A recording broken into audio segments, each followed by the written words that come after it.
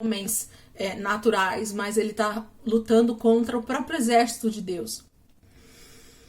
Versículo 24. Mas logo depois, o rei Nabucodonosor, alarmado, levantou-se e perguntou aos seus conselheiros: não foram 3 os homens amarrados que nós atiramos no fogo? E eles responderam: sim, ó rei. E o rei exclamou: olhem, estou vendo 4 homens desamarrados e ilesos andando pelo fogo, e o quarto se parece com o filho dos deuses.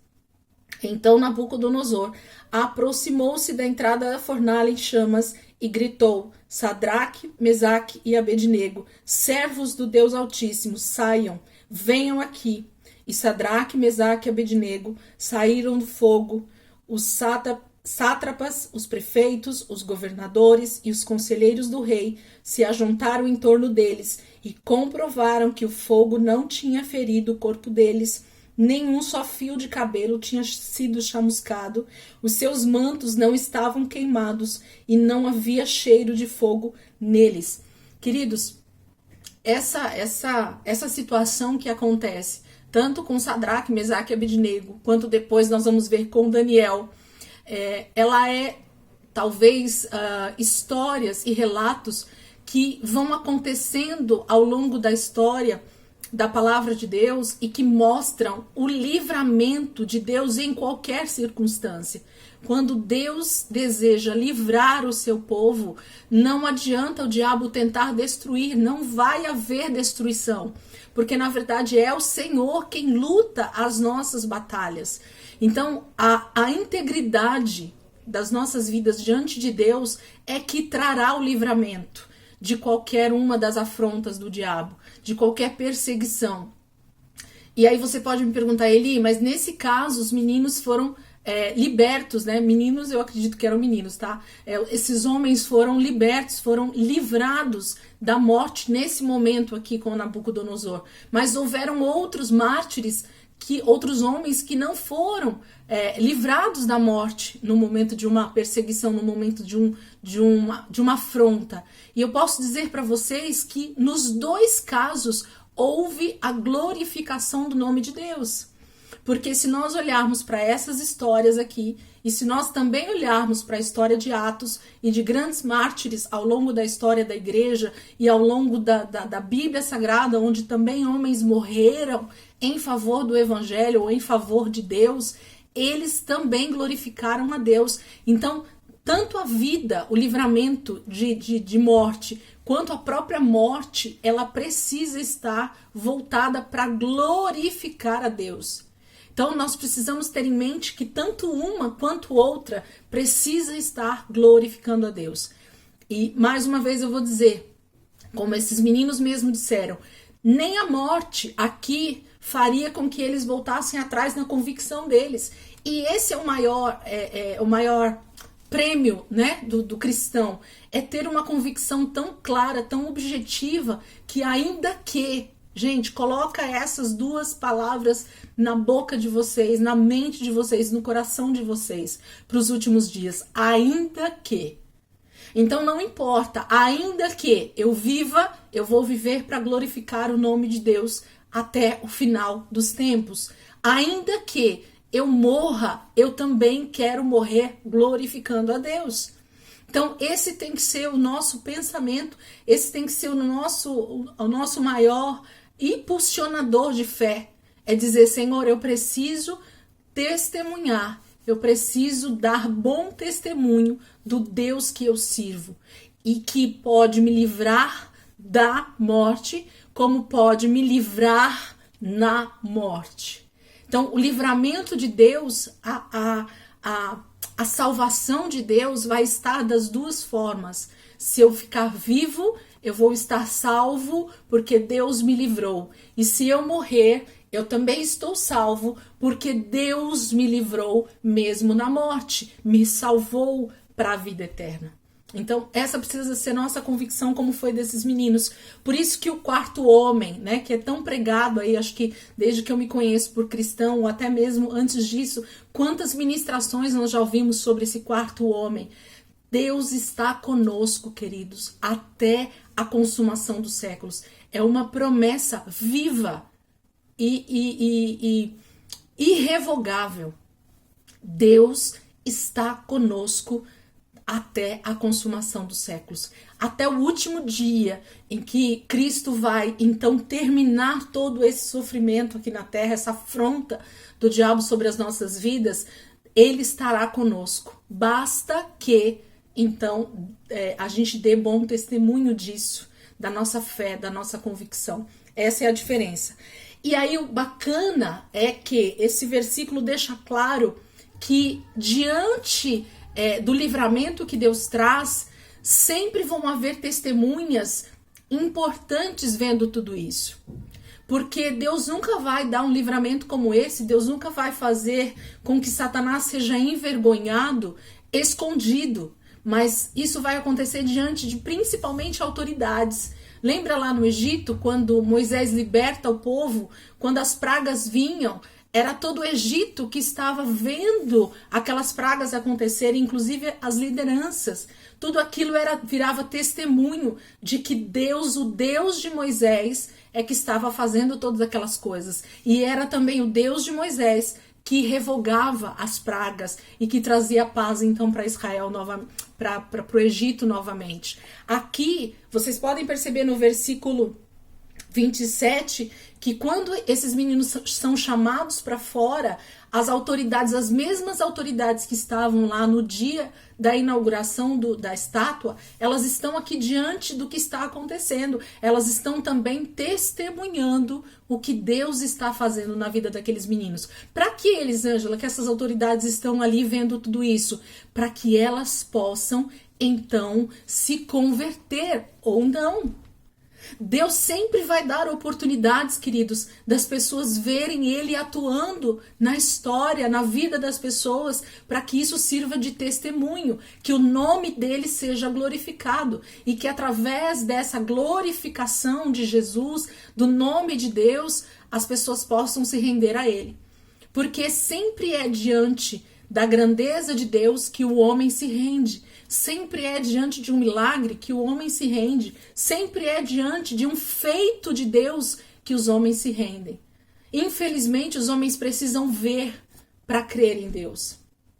E Deus usa essas oportunidades para então trazer glória, para trazer honra para o nome dele. Não foram esses meninos que foram honrados nesse momento, mas foi o próprio Deus que foi honrado. E foi o próprio rei Nabucodonosor que foi, então, desonrado, né? Que foi humilhado diante dessa situação, porque ele achou que ele poderia pôr as mãos nesses meninos e matá-los. Porque ele disse, né?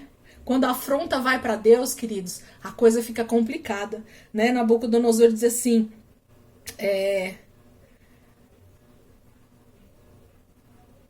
lá no versículo 15, né, no finalzinho do versículo 15, e que Deus poderá livrá-los das minhas mãos. Queridos, quando a afronta é com o homem, Deus até deixa a gente se virar, mas quando a afronta vai para ele, quando o diabo, na verdade, afronta o próprio Deus, aí Deus diz, opa, você mexeu com uma pessoa errada. Você sabe o poder que eu tenho. Eu não sei por que você está achando que você tem o domínio, né? Então, o diabo ele sempre tenta usar a mentira e a afronta contra o próprio Deus para ter privilégios, para ter honra. Mas ele, infelizmente, todas as vezes, ele é envergonhado. E aqui com Sadraque, Mesaque e Abednego não é diferente. Versículo 28. Disse então Nabucodonosor, louvado seja o Deus de Sadraque, Mesaque e Abednego, que enviou o seu anjo e livrou os seus servos. Eu grifei e eu gostaria que você grifasse. Livrou os seus servos. Nós vamos ouvir durante bastante vezes aqui durante o estudo de escatologia, principalmente quando a gente começar a tratar bastante da grande tribulação, que, na verdade, Deus vai nos livrar dentro da grande tribulação. Para muitos, a igreja vai ser tirada, né, da terra antes da grande tribulação. Mas eu já disse para vocês aqui que nós vamos passar a grande tribulação aqui na terra. Aqueles que estiverem vivos né, vão passar pela grande tribulação. A igreja vai estar na terra durante a grande tribulação. E esse é das questões que a gente vai ver muito em alguns versículos que a gente vai ler, que Deus vai nos livrar na grande tribulação. Deus vai nos livrar dentro dela. Não vai ser nos tirando de passar por aflições que o livramento de Deus vai acontecer. Porque muitos se perguntam, ou poderiam se perguntar, por que Deus não livrou Sadraque, Mesaque e Abednego, ou até Daniel, como a gente vai ler lá na frente, da cova dos leões? Por que Deus não livrou eles antes da fornalha, antes da cova? Por que Deus não livrou o povo do Egito antes das pragas, né? Por que Deus não tirou, né, do Egito o seu povo antes de vir as pragas? Porque, na verdade, queridos, o que Deus quer fazer é dar glória, é fazer com que o seu nome seja glorificado em meio a essas adversidades. Porque que glória haveria, que testemunho haveria, no caso de Deus tirá-los dessa situação, ou fazer com que eles não passassem por isso? O testemunho seria muito menor, vamos dizer assim, do que quando você passa por uma situação como essa e Deus então te livra ali dentro daquela situação. Vocês concordam comigo? Que a maneira de Deus ser glorificado sempre é muito maior quando nós então passamos por alguma adversidade. Quantas pessoas se perguntam hoje em dia por que nós passamos por tribulações, por que nós passamos por adversidades? Porque, na verdade, muitas vezes, quem está sendo glorificado, quem está sendo honrado é o nome de Deus nas nossas vidas, quando nós damos bom testemunho.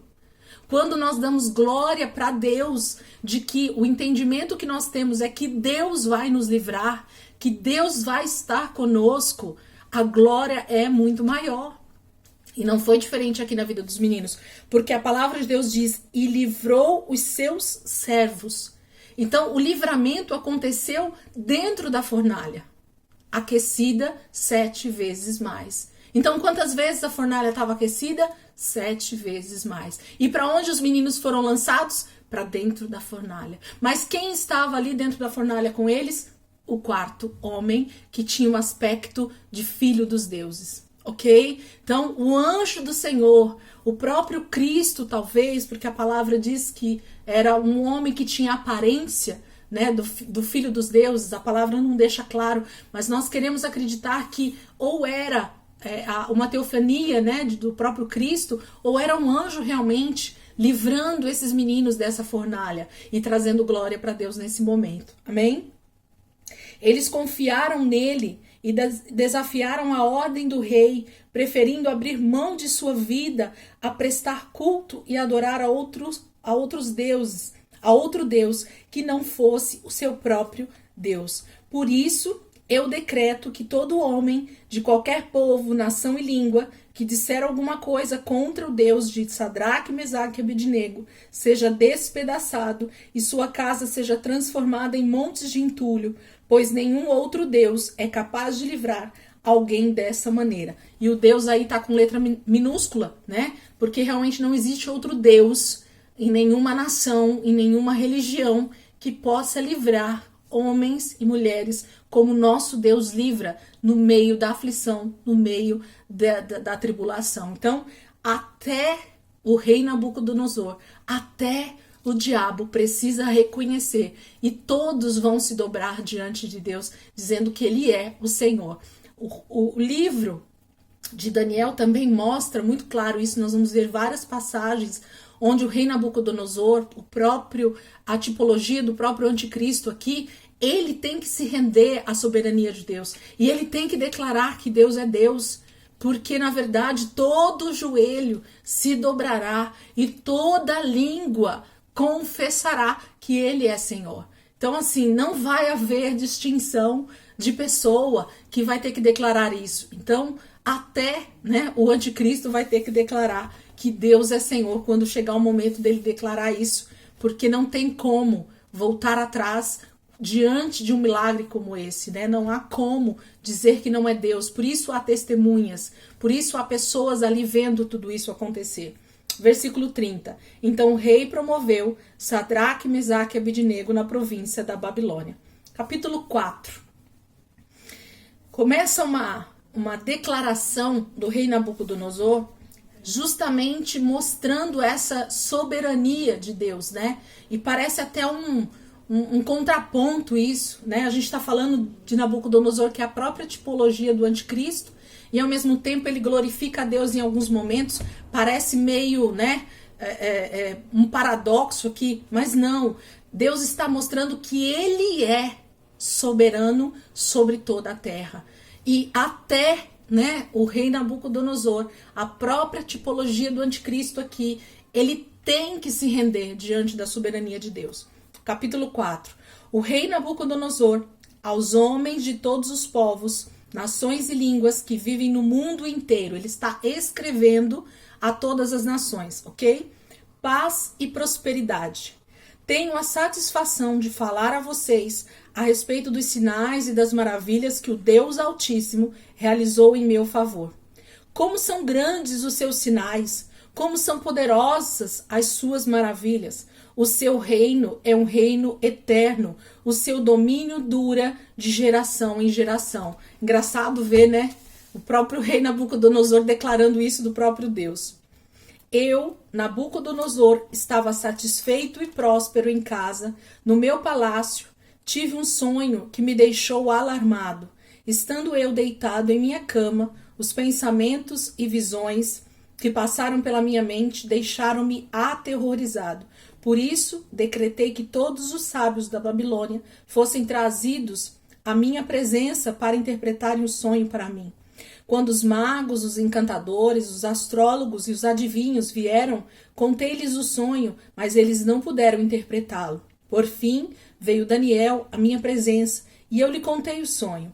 E ele é chamado Beltesazar, em homenagem ao nome do meu Deus. E o espírito dos santos deuses está nele. Vou parar aqui só um pouquinho, só para eu falar sobre isso. Então, o nome de Daniel, como dos outros meninos também, eu já falei isso no início do livro, mas vou ressaltar aqui, é uma troca de identidade para nomes que representam deuses da Babilônia.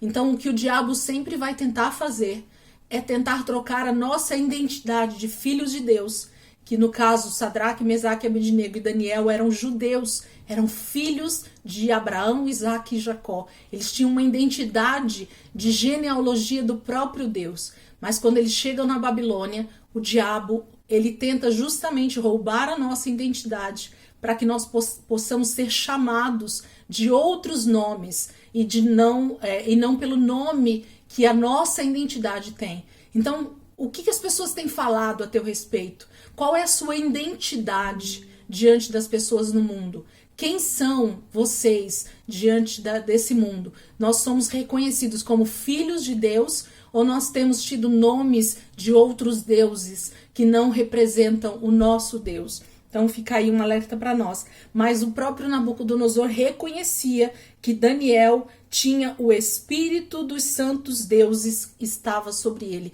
Então havia uma identidade e havia uma autoridade que Nabucodonosor entendia que só podia vir da parte do próprio Deus na vida de Daniel. Eu disse, né, o Nabucodonosor, Beltesazar, chefe dos magos, sei que o espírito dos santos deuses está em você e que nenhum mistério é difícil demais para você. Vou contar o meu sonho, interprete-o para mim. Estas são as visões que tive quando estava deitado em minha cama. Olhei e diante de mim estava uma árvore muito alta no meio da terra. A árvore cresceu tanto que a sua copa encostou no céu. Era visível até os confins da terra. Tinha belas folhas, muitos frutos e nela havia alimento para todos. Debaixo dela, os animais do campo achavam abrigo e as aves do céu viviam em seus galhos. Todas as criaturas se alimentavam daquela árvore. Nas visões que tive deitado em minha cama, olhei e vi diante de mim uma sentinela, um anjo que descia do céu. Ele gritou em alta voz: derrubem a árvore e cortem os seus galhos. Arranquem as suas folhas e espalhem os seus frutos. Fujam os animais de debaixo dela e as aves dos seus galhos, mas deixem o toco e as suas raízes presos com ferro e bronze. Fique ele no chão, em meio à relva do campo. Ele será molhado com o orvalho do céu, e com os animais comerá a grama da terra. A mente humana lhe será tirada, e ele será como um animal, até que se passem 7 tempos. A decisão é anunciada por sentinelas. Os anjos declaram o veredito, para que todos os que vivem saibam que o Altíssimo domina sobre os reinos dos homens e os dá a quem quer, e põe no poder o mais simples dos homens. Esse é o sonho que eu, o rei Nabucodonosor, tive. Agora, Beltesazar, diga-me o significado do sonho, pois nenhum dos sábios do meu reino consegue interpretá-lo para mim, exceto você, pois o Espírito dos santos deuses está em você. Então, a leitura aqui trata de mais uma visão que Nabucodonosor tem, mais um sonho que ele tem, e ele traz Daniel diante dele para então interpretar esse sonho. Vamos olhar para a interpretação e depois a gente vai fazendo os comentários. Daniel interpreta o sonho. Então, Daniel, também chamado Beltesazar, ficou estarrecido por algum tempo, e os seus pensamentos o deixaram aterrorizado diante de uma revelação, diante de uma interpretação de um sonho como esse.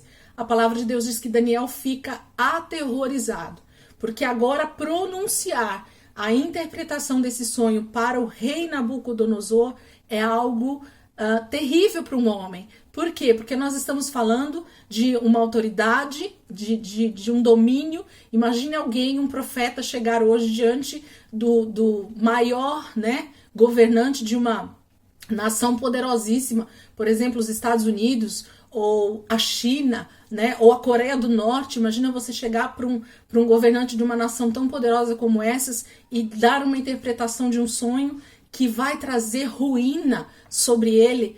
É só para profeta mesmo, viu? Não é para qualquer um, não. Diz assim: então o rei disse: Beltesazar, não deixe que o sonho ou a sua interpretação o assuste. Beltesazar respondeu: meu senhor, quem dera o sonho só se aplicasse aos teus inimigos e o significado somente aos teus adversários. A árvore que viste, que cresceu e ficou enorme, cuja copa encostava no céu, visível em toda a terra, com belas folhas e muitos frutos, na qual havia alimento para todos, abrigo para os animais do campo e morada para as aves do céu nos seus galhos, essa árvore, ó rei, és tu. Então eu gosto muito do livro de Daniel, porque ao mesmo tempo que ele mostra uma visão, ele mostra um sonho, Daniel vem com uma interpretação muito clara. O próprio Deus dá uma interpretação muito clara para nós. E não resta dúvida, a palavra está dizendo o que é então essa revelação, o que é esse sonho. Então a árvore que Nabucodonosor vê é ele mesmo. Uma árvore grande, poderosa, que cresceu demais. Esse império então cresceu de tal forma que ele tinha um império tão grande que essa copa dessa árvore batia no céu. É como se ele fosse o dominador de toda a terra. Tu te tornaste grande e poderoso, pois a tua grandeza cresceu até alcançar o céu, e o teu domínio se estendeu até os confins da terra. E tu, ó rei, viste também uma sentinela, o anjo que descia do céu e dizia: derrubem a árvore e destruam-na, mas deixe o toco e as suas raízes presos com ferro e bronze. Fique ele no chão, em meio à relva do campo. Ele será molhado com o orvalho do céu e viverá com os animais selvagens até que se passem 7 tempos. Então, o Daniel está mostrando para o rei que a árvore é ele, que esse reino esplendoroso que é a Babilônia, essa árvore, então, esse império que ele formou. A sentinela que ele viu era o próprio anjo que veio do céu e trouxe um decreto sobre ele, sobre essa árvore, que essa árvore deveria ser então cortada, deveria ser derrubada, deveria ser destruída, mas que não totalmente. O seu toco e as suas raízes, né? O toco e as raízes ficariam presos com ferro e bronze, com cadeias, né? E mais ainda, que ele então seria molhado com o orvalho do céu, ele ficaria ao relento, né? E ele viveria com os animais selvagens, ele seria como uma fera no campo, que viveria ao relento. Versículo 24. Esta é a interpretação, ó rei, e este é o decreto que o Altíssimo emitiu contra o rei, meu senhor. Tu serás expulso do meio dos homens e viverá com os animais selvagens. Comerá capim como os bois e te molharás como o orvalho do céu. Passarão 7 tempos até que admitas que o Altíssimo domina sobre o reino dos homens e dá a quem quer. A ordem para deixar o toco da árvore com as raízes significa que o teu reino te será devolvido quando reconheceres que os céus dominam. Então, ele termina a interpretação dizendo, olha, tudo isso vai acontecer com você, ó rei. Você vai ser tirado do meio dos homens. O teu reino vai ser tirado de você. Você vai perder a inteligência humana. Você vai se tornar como um animal selvagem. Por quê? Porque Deus está querendo provar para você que Ele é Deus sobre todos os reinos e sobre todos os reis. E é Deus quem põe e quem tira quem Ele quer do poder. Então, o livro aqui, o capítulo 4, ele mostra a soberania de Deus sobre qualquer reino e sobre qualquer rei. Nabucodonosor representa exatamente um dominador total sobre um império grandioso, mas que quando Deus quer abater, quando Deus quer destruir, não há quem impeça. Mas Deus ainda faz meio que uma brincadeira, né? No final aqui dizendo assim, não é para destruir totalmente, porque se ele reconhecer que eu então sou Deus, eu restituo o reino dele, eu restituo o poder dele, eu coloco ele de volta. Mas ele precisa então entender que eu sou Deus sobre todos os reinos. Eu sou Deus sobre toda a terra. E olha o conselho que Daniel dá então para o rei Nabucodonosor no final dessa revelação, dessa interpretação do sonho. Esse é o mais importante talvez aqui nesse capítulo, na minha opinião. Versículo 27. Portanto, ó rei, aceita o meu conselho. Renuncia a teus pecados e a tua maldade, pratica a justiça e tem compaixão dos necessitados. Talvez então continues a viver em paz. Então, Daniel está dizendo assim, se você talvez se comportar de outra maneira, se diante dessa revelação você então entender que o Deus Todo-Poderoso, Deus Altíssimo, é esse Deus que realmente domina sobre a terra e domina sobre o teu reino, e você tiver uma atitude a partir de agora diferente, se você se arrepender, era isso que Daniel está propondo para o rei Nabucodonosor, talvez tenha a oportunidade para você de não acontecer aquilo que Deus já decretou na sua palavra. Eu lendo essa palavra, queridos, me vem a pergunta, e não sei se vem a pergunta para vocês também, se o rei Nabucodonosor, ele é uma tipologia do anticristo, Deus estaria dando a oportunidade, então, pro diabo, pro anticristo, ele se arrepender? Não, não dá mais. Não dá mais em que momento? Não dá mais quando todo o estabelecimento, né, desse reino do anticristo já estiver na terra. Por quê? Porque o que Deus está dizendo é, eu vou fazer com que toda a terra perceba que o domínio da terra é meu. Então, assim, o conselho de Daniel é um conselho de um homem que está vendo um outro homem tendo um decreto de destruição. Então, humanamente falando, Daniel olha para o rei Nabucodonosor e dá esse conselho. Mas quando a gente vai para o lado espiritual da coisa, é como se eu dissesse assim, o diabo então tem chance de se arrepender? Não, o diabo não tem chance de se arrepender mais. Então é impossível que esse decreto, que esse sonho não se realizasse. Mas Daniel deixa claro aqui que havia um conselho para esse homem, Nabucodonosor, que era homem como ele também, que se ele se despisse desse orgulho, desse pecado que o próprio anticristo, né, que o próprio diabo tinha feito com que ele se tornasse, talvez tivesse oportunidade para ele, homem Nabucodonosor, ok? Mas o espírito que operava na vida de Nabucodonosor, que tipifica o anticristo, era impossível que se convertesse, como vai ser impossível que aconteça. Amém? Alguém quer perguntar alguma coisa até aqui? Posso seguir? Pode? Não, irmã Elisângela. Pode falar. Era justamente isso. A questão de ele ser a tipificação do anticristo, né? E essa segunda chance. Não tem. Eu me perguntei e li algumas vezes, e aí entendo que o que a gente precisa entender é que a palavra de Deus, ela também está sendo ministrada por homens como eu e você, né? Homens que têm carne, osso, sangue, sentimentos.